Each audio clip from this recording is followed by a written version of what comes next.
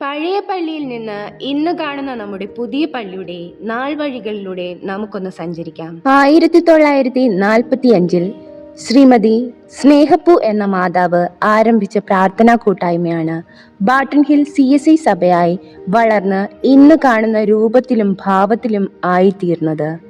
ആരംഭത്തിൽ 2 സെന്റ് വസ്തുവിൽ ഓല കൊണ്ട് കുത്തിമറച്ച ഷെഡിലായിരുന്നു ആരാധന നടന്നു വന്നിരുന്നത്.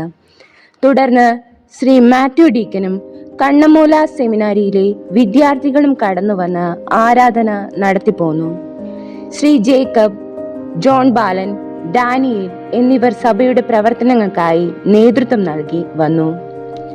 ശ്രീ ജേക്കബ് എന്നിവരായിരുന്നു സഭയുടെ ആദ്യ കപ്പ്യാർ.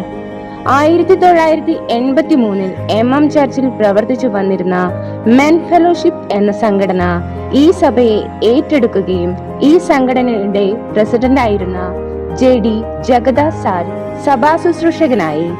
അദ്ദേഹത്തോടൊപ്പം RK പ്രസീദം, ജയരസ് സാർ, റവറന്റ് കനകരാജ് അച്ഛൻ എന്നിവർ സഭയുടെ വളർച്ചയ്ക്ക് വേണ്ടി പ്രവർത്തിച്ചു വന്നു. തലമുറകളിലൂടെ കൈമാറി വന്ന നമ്മുടെ സഭാചരിത്രം നമുക്ക് അവരിലൂടെ തന്നെ ശ്രവിക്കാം.